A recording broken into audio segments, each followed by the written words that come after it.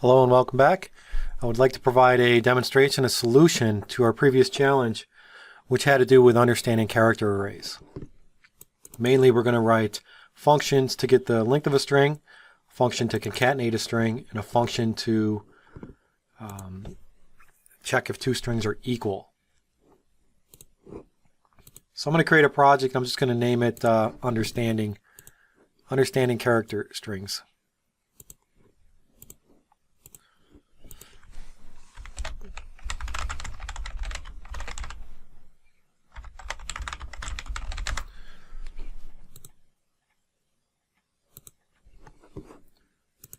And the first thing we'll do is we'll implement this length function. We're going to create three function declarations at the top. We're going to name the first one string length. We're going to use camel case for our naming. This is just going to take a constant character string. Right, so how do we know it's a string? Because it's a character array. And then we're going to put a semicolon. That'll be the first one we create, so we'll just stop there for now. And we're going to create this function, define it down below. So you should understand that nice keyword const.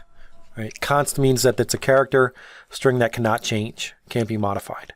The reason we're using const here is because we don't want to modify the string inside the function. We just want to basically parse it and then return the length, return an integer.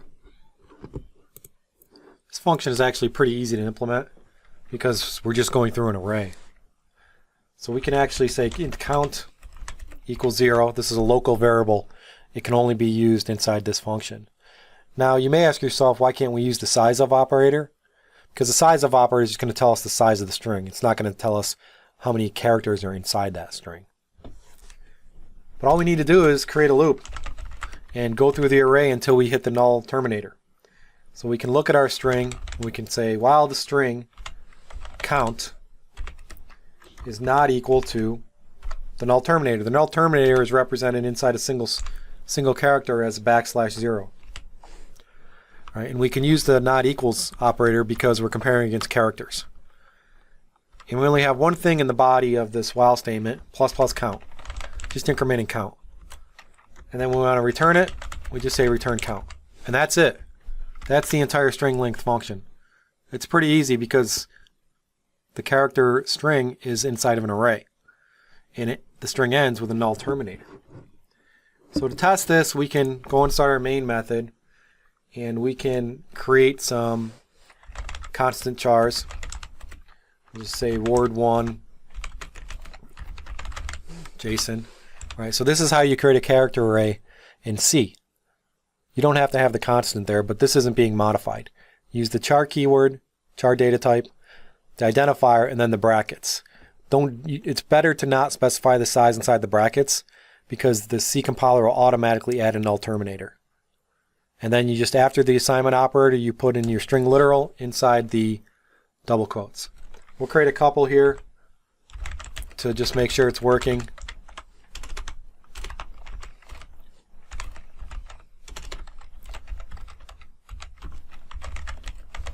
And word 3 will just be whatever. And we can display character strings very easily because we can just use the %s symbol, right? Except what we really want to display here are the lengths. So we're going to use %d. So we're going to just print out the lengths of these three strings, %d, and we'll just have some spaces in between, and then add a line feed. And this is just going to call the string length function for each word. Pretty simple here.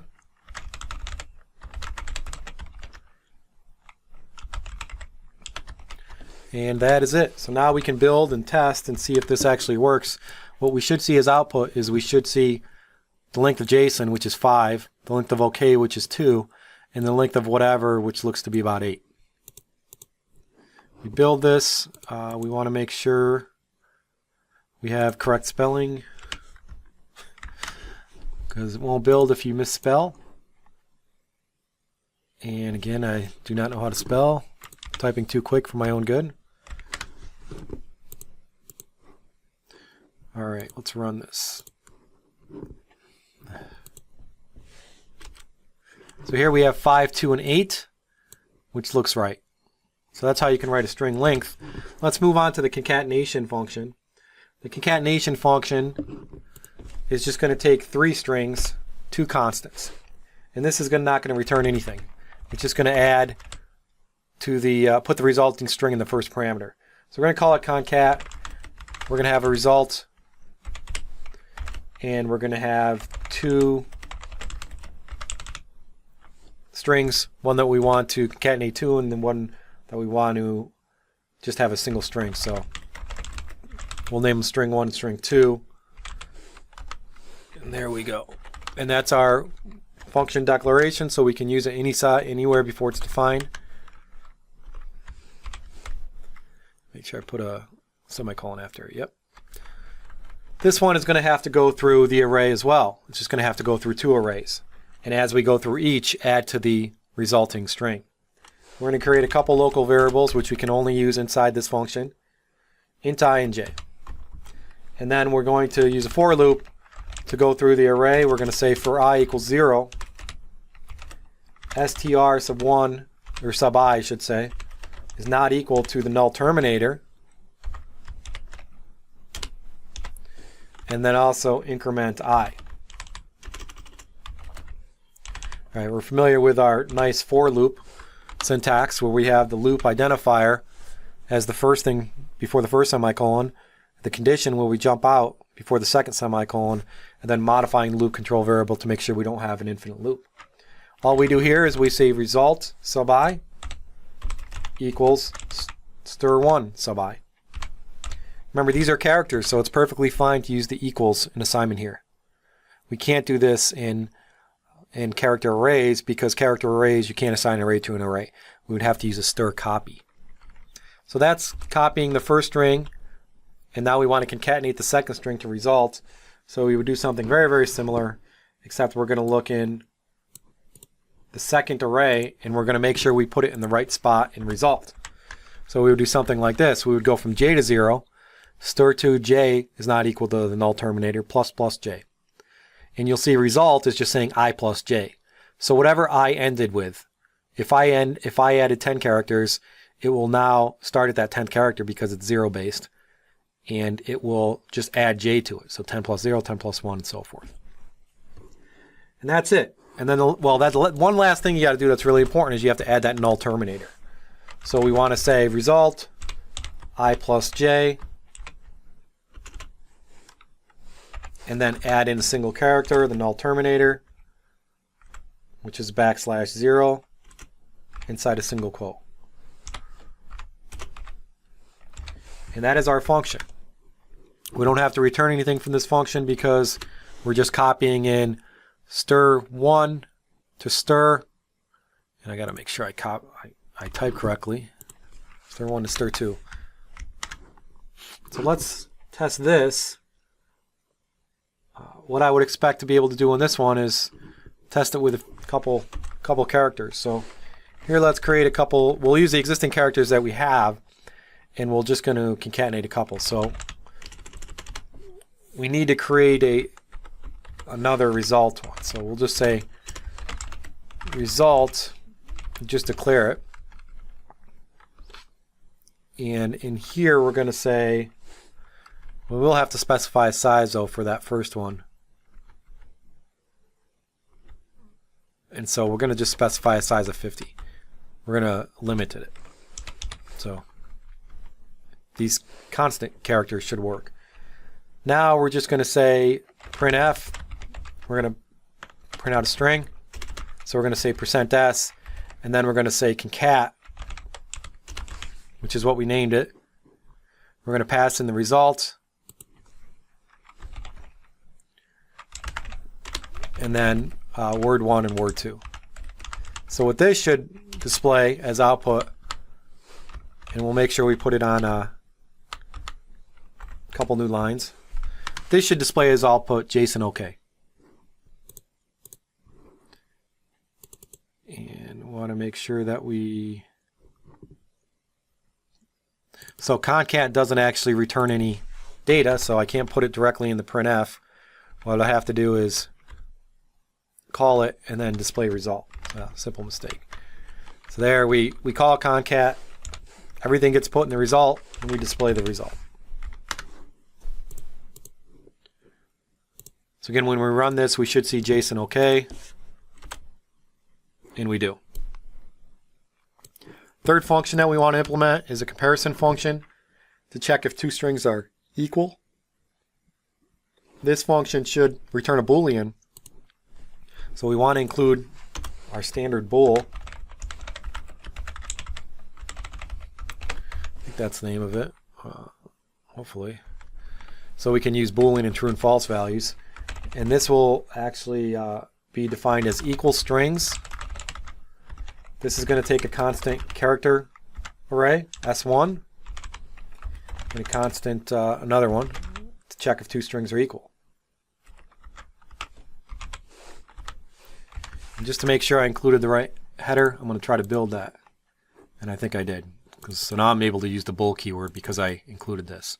And I can also use true or false. So let's implement this equal strings.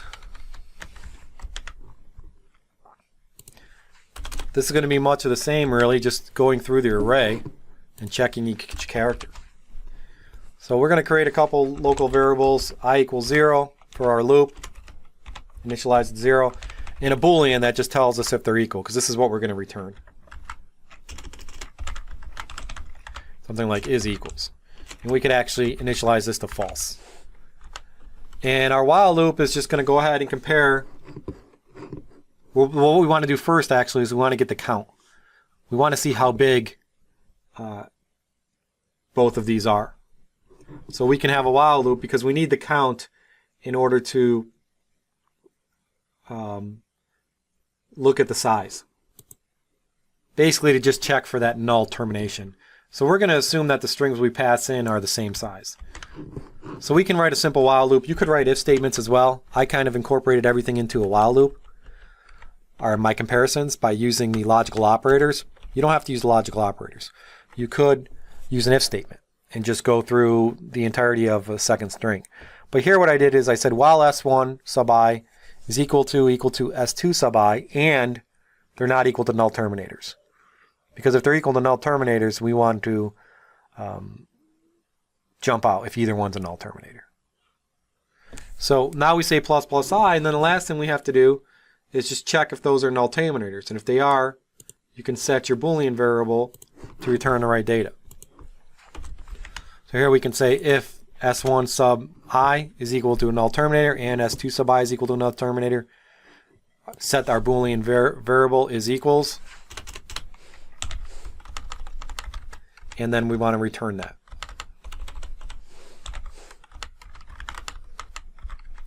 And then just say return is equals.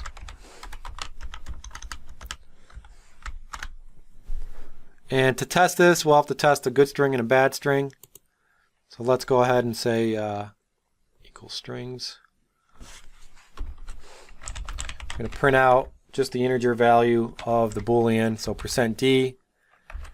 And we're going to say equals strings. Here this returns something, so we can put this in the print expression. Equals string, I just want to make sure I equal strings. Thought I had that wrong. Equal strings, and then we'll pass in JSON, comma, JSON. And we'll call it again. Make sure we add a line feed.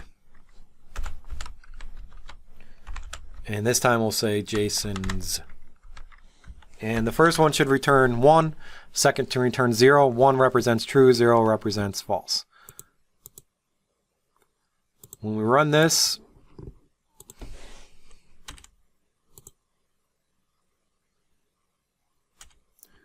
we see 1 and 0. 1 for true and 0 for false, except it's tough to read because we don't have a line feed, so let's add a line feed.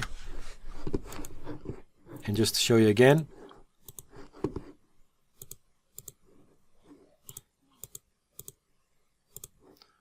now we see 1, 0. True, false. Jason, Jason is equal to each other. Jason's Jason is not equal.